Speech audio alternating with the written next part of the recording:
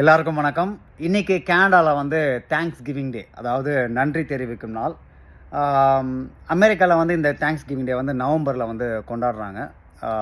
அது மட்டும் இல்லாமல் உலகத்தில் வந்து ஒரு 10 நாடுகளுக்கு மேலே இந்த தேங்க்ஸ் கிவிங் டே கொண்டாடுறாங்க. அமெரிக்காலையும் கனடாவில் வந்து இது ஒரு தேசிய விடுமுறை. அது வந்து மற்ற நாடுகள் எப்படின்னு எனக்கு தெரியல. ஆனால் அமெரிக்காவில் கனடா வந்து தேசிய விடுமுறை. இந்த தேங்க்ஸ் கிவிங் டே வந்து அமெரிக்காவுக்கு வர்றதுக்கு முன்னாடி கனடாவுக்கு வந்துருச்சுன்னு சொல்கிறாங்க. அதாவது 1500 வருஷமே வந்துருச்சுன்னு சொல்கிறாங்க. அமெரிக்காவுக்கு வந்து 1600 வருஷம் தான் அப்படி வந்தது அப்படின்னு சொல்கிறாங்க.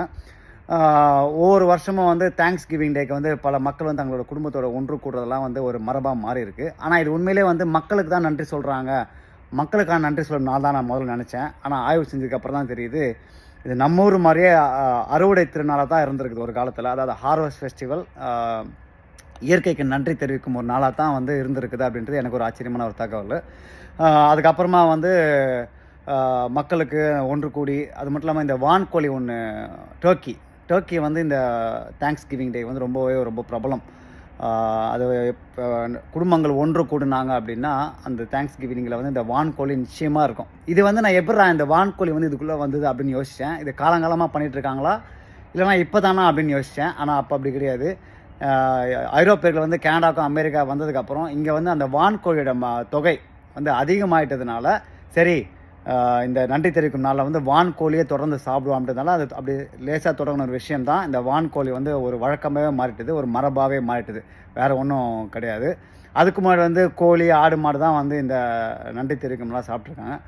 அது மட்டும் இல்லாமல் இந்த நன்றி தெரிவிக்குமா இன்னொரு பிரபலமான உணவு வந்து பார்த்திங்கன்னா பம்கின் பை, அதாவது பூசணிக்காய் பணியாரம்.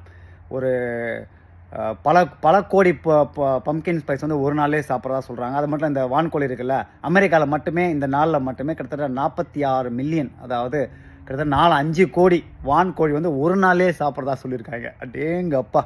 இதில் இன்னொரு சுவாரஸ்யமான தகவல் என்ன தெரியுமா? அமெரிக்காவில் இருக்கிற ஒரு பழங்குடியின மக்கள் வந்து இந்த தேங்க்ஸ் கிவிங், அதாவது நன்றி தெரிவிக்கும் நாள் வந்து கொண்டாடுறதில்ல. அவங்க வந்து ஒரு தேசிய துக்க தினமாக தான் கொண்டாடுறாங்க. ஏன் அப்படின்னு பார்த்தீங்கன்னா, அமெரிக்காவில் வந்து அவங்க வந்து அந்த ஐரோப்பியில் வந்து தங்களை வந்து விரட்டி விட்டு அந்த நாளை வந்து ஒரு துக்க நாளாக வந்து அனுசரிக்கிறாங்க. இது ஒரு புதுமையான தகவல் ஒன்று.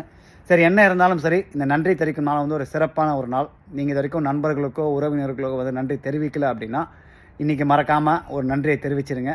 இந்த நாள் தான் நன்றி தெரிவிக்கணும் அவசியம் கிடையாது. எல்லா நாளுமே வந்து நமக்கு உதவுன விஷயங்களை வந்து நன்றி தெரிவிக்குது அப்படின்றது சிறந்த பண்பு அப்படின்னு நினைக்கிறேன். உங்கள் எல்லாருக்குமே வந்து இனிய நன்றி தெரிவிக்கும் நாள் வாழ்த்துக்கள். ஹாப்பி தேங்க்ஸ் கிவிங் டே.